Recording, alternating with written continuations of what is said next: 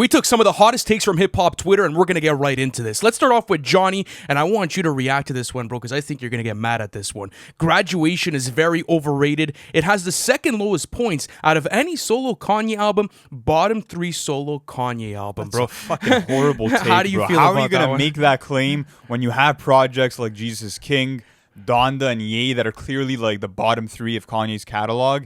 And I feel like Graduation, to me, could even be argued for being Kanye's best ever album when you're looking See, at... I don't agree with the best, but I do agree that it is top 3 Bro, or what top he 5 did for contention. like synth pop, blending that in with hip hop, and just... I mean, what are people like making this claim based off of? Drunken Hot Girls? Like, that's like the one Or fucking Barry song Bonds. that... Barry Bonds is a banger. No, I know it. And I had this argument with you when I had the Carter 3 going up against Graduation in one of our Free Smoke videos. And I was saying that, yes, I do think that there's maybe some weak points within the album, but like it's definitely top 3 Kanye. Like you can make that claim. Like I think that, yes, you could put it over maybe Late Registration, maybe College Dropout, maybe MBDTF. Like I think it slots after There's those arguments albums. to be made for a lot of those projects being underneath Graduation. Okay, so name me a couple of worse Kanye albums than Graduation. I What would you have? I already did. Donda, Jesus King, and I would say Ye. Yeah, I know, but those are kind of cold takes, though. Do you have anyone? 808s and Heartbreak, The Life of Pablo is not as good as Graduation. Yeezus? Absolutely. How bro. about College Dropout? Do you think College Dropout's on the same level? Graduation's my number 1. So okay, I see why. yeah, man, that's my take. But let's go on with the next one now. This one comes to us from Quandale, who says, Lil Baby's music is boring. It all sounds the same. And this is how I feel about it before I ask you your take on it. I feel like Lil Baby has like a certain select amount of flows. It's like he has like a pencil case with 4 well-sharpened pencils, and he uses them all 4 of them. Yeah. And they've served him well, but how long until they run out of lead? Yeah, You know what I mean? No, I definitely understand the claim that you're trying to make, but like to say that he's boring, I don't think that's a good take. I mean, he has a catalog full of energetic and well-composed music. Like he's able to lay down a verse and get you into the zone right away. Either if it's, let's say, like with the first line that he starts with on a verse, or let's say the quick and aggressive flow that he introduces on, let's say a Wheezy beat. What about or him an sounding ATL the Jacob. same? What about that take? I mean, you can make that claim about any rapper, right? Like, I could take J. Cole verses and stack them side by side, and they low-key sound the same. No, I think it's different for Baby. I don't think it's different for Baby, Yeah. bro. I think you just got maybe an oversaturation of features, but to say that he sounds the same on every single song is not that great of a claim. Like, I can name you 2 different performances that sound completely different in his catalog. To and me, kinda shut that there's only claim a down, couple of those. I feel like the claim is an overgeneralization, because if you look at an album like My Turn, that's probably his most diverse, where you have songs like Catch the Sun or Emotionally Scarred, where he's going after these like slow tempo guitar-based instrumentals, and he's super melodic. But in his other projects, it's kind of one style being repeated for a lot of the track lists. If you're looking at Street Gossip, or if you're looking at Harder Than Ever, that's kind of my take with that. But I mean, but like, even if you look at some of his biggest hits, like Looking at War, or let's say even like I don't know, what do you want to put into that conversation? We paid, let's say, like 2 completely different cadences and flows, 2 completely different performances. Like, okay, maybe you could say that sometimes his voice does sound the same, but like, what the fuck's the guy supposed to do? Change his voice It's whenever not he his gets voice, on a it's song? just the flows for me.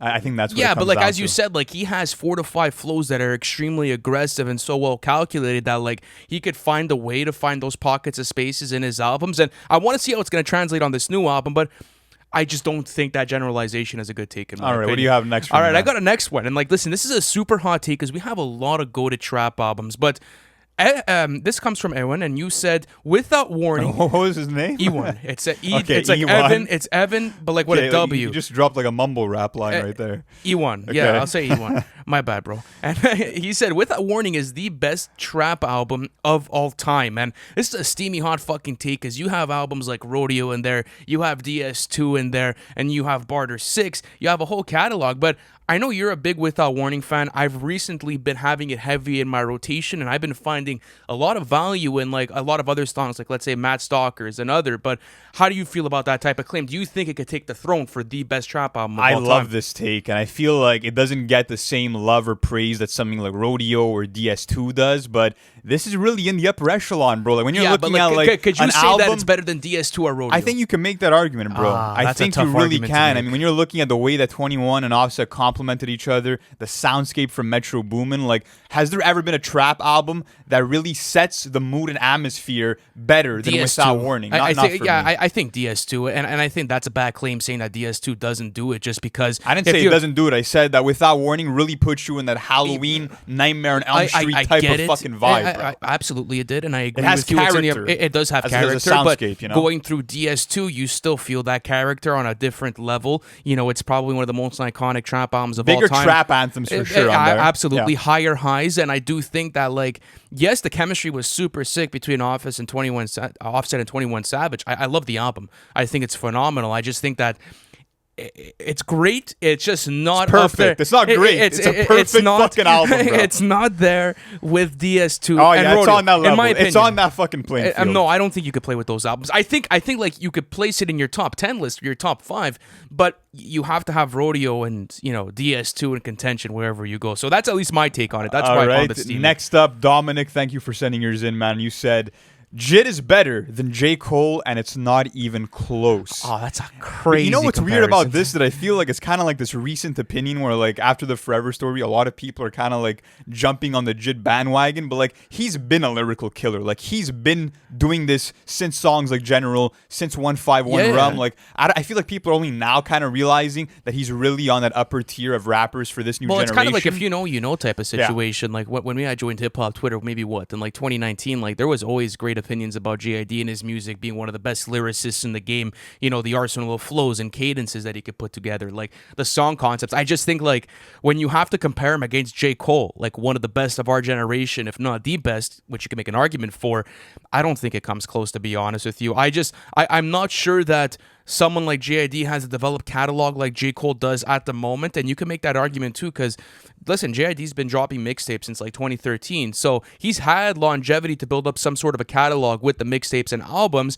And even like let's say you take something as lyrically dense and a great concept album like the Forever Story, right, or even the Never Story, I still don't think it touches the concepts that J. Cole was able to explore on For Your Eyes Only. I think when you look at flows and cadences, I could argue that J. Cole is just as good, if not better, with his flows and cadences than JID is. It depends what. And I think in terms of like being dynamic with the flow, Jid gets him, but I think like concentration and focused and like that sharpness on a flow, I think J. Cole gets I think him. what it is that J. Cole has better articulation as a songwriter and MC that's a over good point. JID. I feel like the pace of his rhyming is more meditative and more clear cut. So I feel like the messages are communicated a bit easier in a sense, where it's kind of more palatable. And I also feel like Jid does not yet have that legendary feature run. He does not yet have, to me, verses on the caliber, bar for bar, as shit like verse 1 on Kenny Lofton or his verse on Johnny P's Caddy. Like, he has phenomenal verses. You see, I can make it like on, like, let's say his verse 1 on Never. Like, you could say that like that's an upper echelon like verse for him. Or even let's say even the first verse on, let's say, something like Off the Zoinkies, like that's a phenomenal J. Cole verse, is an all-time great. Like, he's already cemented that. JID I know, is working towards it. So we could have this conversation in maybe, I don't know, a few years' time. But right now, I don't think it's much of a I don't think he has an had. album as impactful as 2014 Forest Hills Drive. Like that unanimous classic that like not only the community agrees with, but like the world kind of agrees with. Because we were having this conversation with Coleman, and like the argument that we were making was like, okay, you know, especially within the community, JID has everything on lock. It's crazy, but it's kind of like, will he ever get to that point that J. Cole got, to where like the boiling pot like ends up, you know, just exploding, and it goes way beyond even the hip hop community. And I think it has, you know, like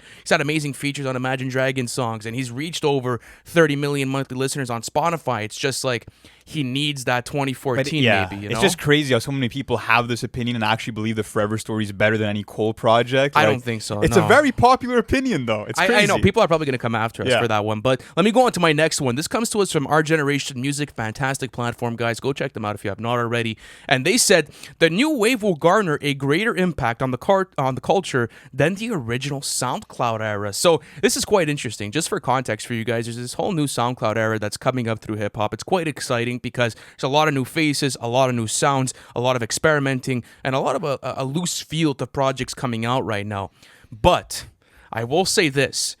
You have guys like Denzel Curry, XXXTentacion, Juice WRLD, whoever you want to put into that conversation for that OG 2016 SoundCloud run, and I don't think you're seeing that caliber of artistry right now coming out of this new generation. And it's not to say that it can't happen. I just think that it needs to develop and needs time to be Yeah. able to, go out and build a bigger community around and see, okay, like you had guys like Kodak. You also had guys like, let's Denzel say, Curry. 21 Savage. You had guys like Playboy Cardi. Trippie Redd. There was so many big names and big stayers But in the you know what genre it was playing within that era. What it was about them is that I feel like they all had their own unique swagger to them, especially when you're looking at even just their voices. When it comes to this new generation of artists, when you're looking at people like, let's say, Ken Carson, when you're looking at Yeat, Summers, Autumn, Sofago, I feel like a lot of them are like very much influenced by the Playboy Cardis, by the Juice WRLDs to some degree,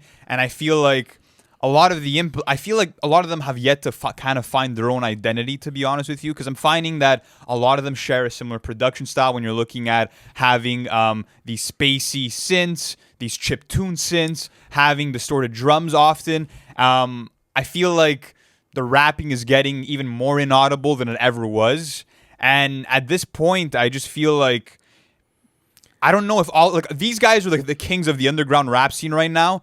I don't know how many of them will break through the way that the SoundCloud they do, though, guys because did. the thing I kind of want to counter you on that. I don't fully agree with your statement, because I do think that they still are so premature into their career that it's going to take time to develop that sound and to really find their groove in what they're doing. And I think they are doing that. Like you could definitely make like a distinct, like I would say, claim, like, okay, this guy has his sound, this guy has this sound, but they obviously garner from certain places. But I mean, like, influence and When I'm creativity. looking at Ken Carson, Cochise, or Destroy Lonely, bro. Yeah, but they're I all mean- Playboy Cardi's kids. I know, but like that's just because of the influence and the wave that's coming up. Like they're obviously going to use a certain type of sound or an artist to be able to elevate their own craft. So I mean, if for the next 3 years, Playboy Cardi didn't do that in the SoundCloud era. I'm- XXX Tentacion didn't have to do that. I know, but like, bro, like they're just building off of something that was already done. But that's always been All right, music. and, Like, and looking for at that something- reason, then are you gonna make them be responsible for the impact, or would you kind of pass that to the older But bro, generation? like a lot of these guys aren't even like maybe a year into their career where they've been popping off. have Like to to see, say that for sure. to say that like, yeah, this guy's a copy paste or this guy's a Playboy Cardi son. A year into their career, I don't think That's what there's it an sounds educated- like right now. Yeah, I but think it is an educated statement, for sure. Yeah, but bro, like you have to look at it within context. Listen like to a the lot music, bro. I am listening to the music, and I'm saying that it's true, it's there, but there's a reason for it. It's context. Like these guys need to develop their careers and find their lane. Like you can't tell a guy in his rookie season that, oh, you know what, you're gonna be like this because you play this way. And I didn't you say he's that. gonna be like this. I said right now, You did, though. from the music that You I'm did, though. getting, they're not breaking out on their own and finding their own sounds but to me. Yeah, but that's like saying like a rookie player in his first season, just because he doesn't put up over a point per game, let's say, is not, and I'm talking about hockey standards, is not like, let's say, on the level that he could be just because he hasn't developed his career. It's like not about numbers here, bro. It's No, but about I'm the just putting- sound of the music. I'm just it's about talking the about originality. performance. I'm talking about performance, and I'm talking about originality. It takes time to be able to develop these things. So Yeah. We'll have to see as time goes on, but the next take comes to us from Johnny JJ, who says Pitbull is a top 15, maybe top 10 rapper of all time. why'd you bring this in? That's a horrible fucking take. What do you mean? Like, there's Horrible? Not, oh, but, listen, bro, listen. If you asked middle-aged moms from the suburbs, they might give you that take, bro. What do you? But for the rest No, of us, come I on. don't think so. No, you know what I mean? absolutely not.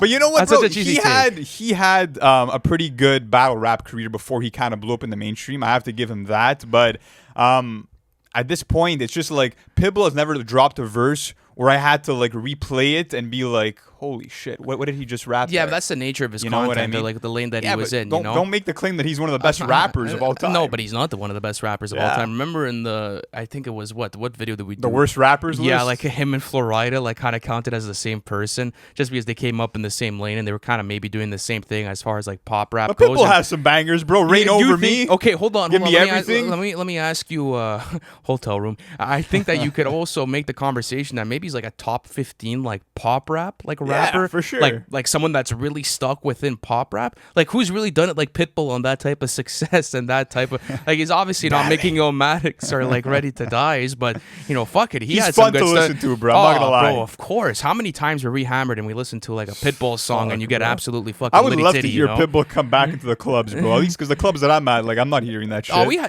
I mean, You know? obviously not, but I think times have changed. But yeah, it was mostly when we were Yeah. younger. So I think like you can make the claim for like pop rap, not for Yeah, like all-time yeah, rap, he's no, just- no, he's no, not that no, guy, No, no, you no. know? You're not that guy, pal. Okay, listen, this is my last take for today. all I right. got you on this one. This comes to us from Ace. Thank you so much, bro. And this is a take that you and I think are going to agree on, and we've spoken about this before. and it's the first time I actually see it from the community. It's Almost Dry is in top 10 and is overrated. How do you feel about that claim? A lot of people don't like that we claim. spoke about this in the Album of the Year video that we did, and I just think that it's Pusha T. You know that you expect quality. You know he's going to give you one of the better albums of the year, but I just feel like he didn't really do much to ascend after putting out Daytona, and there's a couple of misses on the track list too when you're looking at Scrape It Off, when you're looking at Call My Bluff.